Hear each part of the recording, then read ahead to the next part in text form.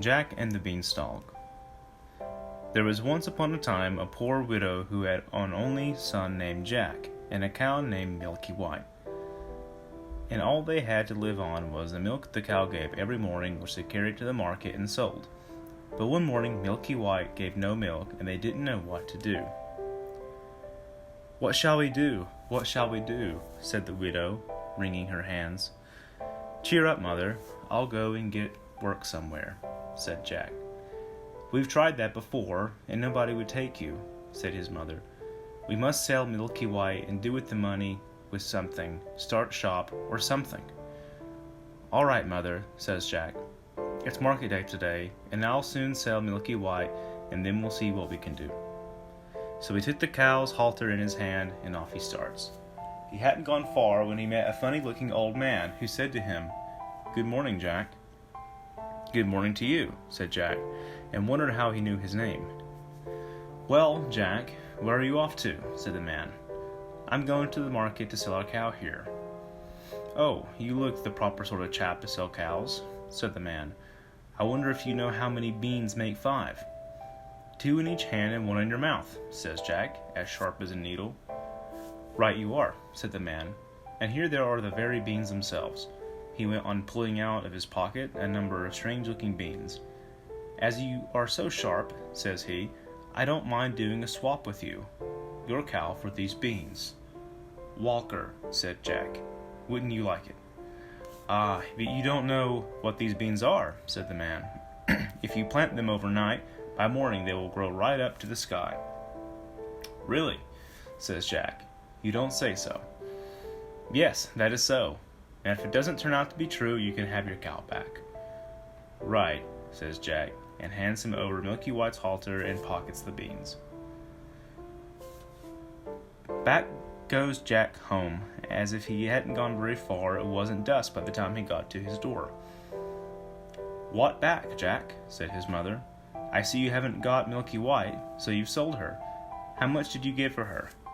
"You'll never guess, mother," says Jack. "No, you don't say so." "Good boy. 5 pounds, 10, 15? No, it can't be 20. I told you you couldn't guess. What do you say to these beans?" "They're magical. Plant them overnight and—" "What?" says Jack's mother. "Have you been such a fool, such a dolt, such an idiot, as to give away my Milky White, the best milker in the parish, and prime beef to boot, for a set of paltry beans?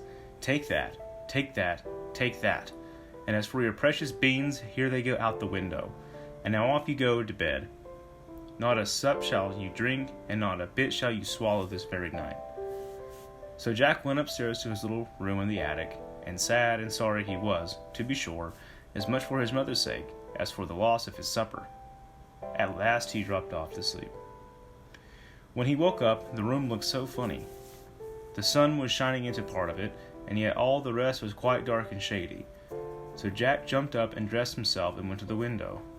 And what do you think he saw? Why, the beans his mother had thrown out of the window into the garden had sprung up into a big beanstalk, which went up and up and up till it reached the sky. So the man spoke the truth after all. The beanstalk grew up quite close past Jack's window, so all he had to do was to open it and give it jump onto the beanstalk, which was made like a big plated ladder. So Jack climbed, and he climbed, and he climbed, and he climbed, and he climbed, and he climbed, and he climbed, till at last he reached the sky. And when he got there, he found a long, broad road going as straight as a dart.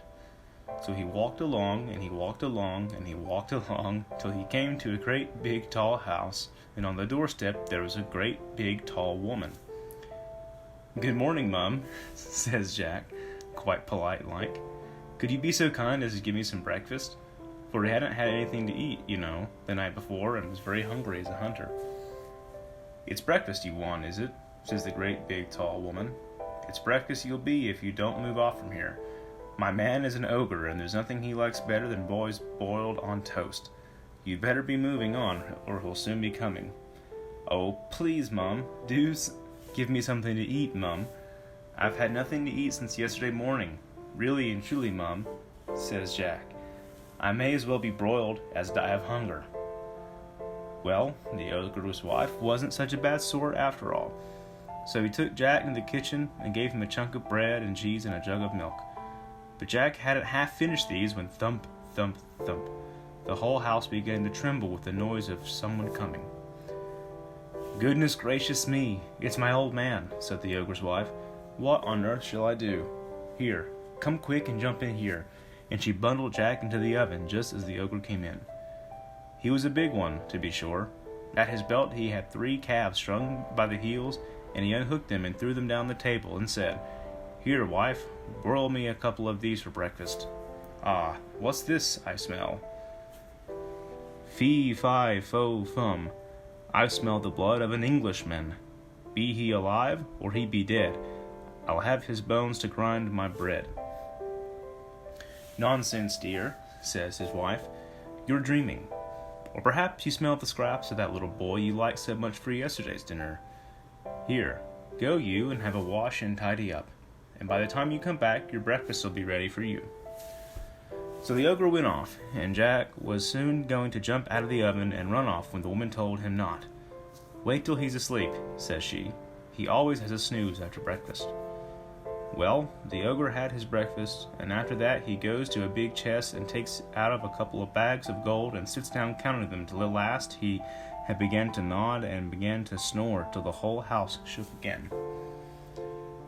Then Jack crept out on tiptoe from his oven, and as he was passing the ogre he took one of the bags of gold under his arm, and off he pelters till he came to his beanstalk, and then he threw down the bag of gold, which of course fell in his mother's garden. And then he climbed down till at last he got home and told his mother and showed her the gold and said, "Well, mother, wasn't I right about the beans? They are really magical, you see." So they lived on the bag of gold for some time, but at last they came to the end of that, so Jack made up his mind to try his luck once more up at the top of the beanstalk.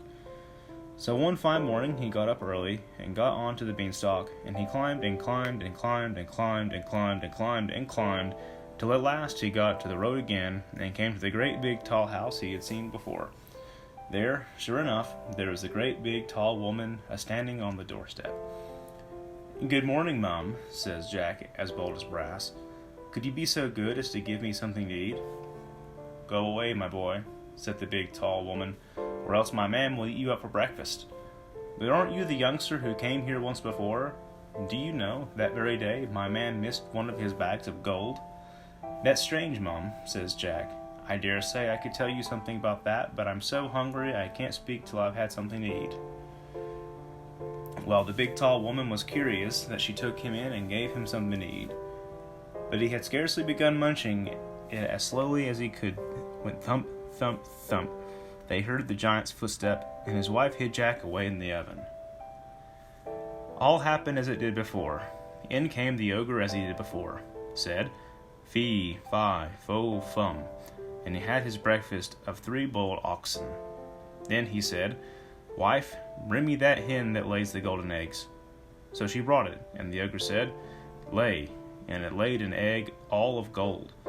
And then the ogre began to nod his head, and to snore till the house shook. Then Jack crept out of the oven on tiptoe and caught hold of the golden hen, and was off before you could say Jack Robinson.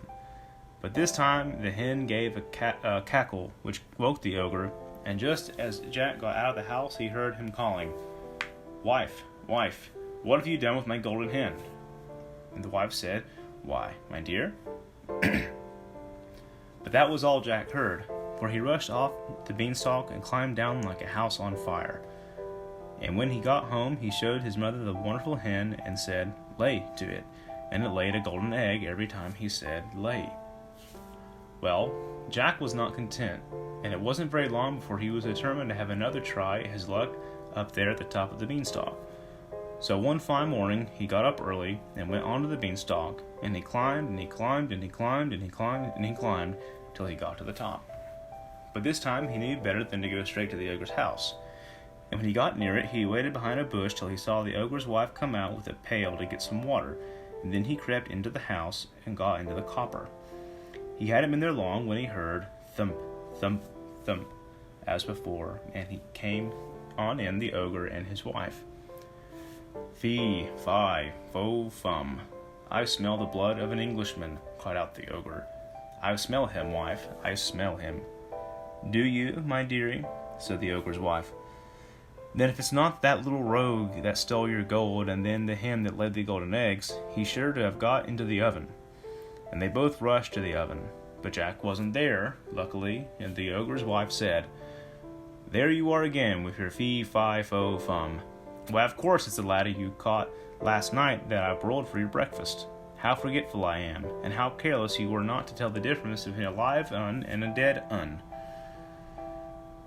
So the ogre sat down for breakfast and ate it, but every now and then he would mutter, Well, I could have sworn. And he'd get up and search the larder and the cupboards and everything, only luckily he didn't think of the copper.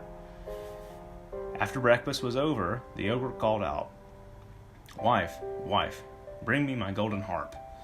So she brought it and put it on the table before him. Then he said, Sing. And the golden harp sang most beautifully. And it went on singing till the ogre fell asleep, and commenced to snore like thunder. Then Jack lifted up the copper lid very quietly, and got down like a mouse, and crept on hands and knees till he got to the table, when he got up and caught hold of the golden harp, and dashed with it towards the door. But the harp called out quite loud, Master, master, and the ogre woke up just in time to see Jack running off with his harp. Jack ran as fast as he could, and the ogre came rushing after, and would soon have caught him, only Jack had a start and dodged him a bit and knew where he was going. When he got to the beanstalk, the ogre was not more than 20 yards away, when suddenly he saw Jack disappear and when he got up to the end of the road, he saw Jack underneath climbing down for dear life. Well, the ogre didn't like trusting himself so much a ladder, and he soon stood and waited, so Jack got another start.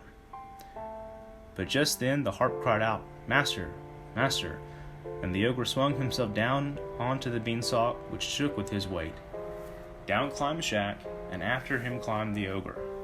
By this time Jack had climbed down and climbed down and climbed down and climbed down, till he was very nearly home. So he called out, Mother, mother, bring me an axe, bring me an axe. And his mother came rushing out with the axe in her hand. But when she came to the beanstalk, she stood shocked with fright, for there she saw the ogre just coming down below the clouds. But Jack jumped down and got hold of the axe, and gave a chop at the beanstalk, which cut it half in two.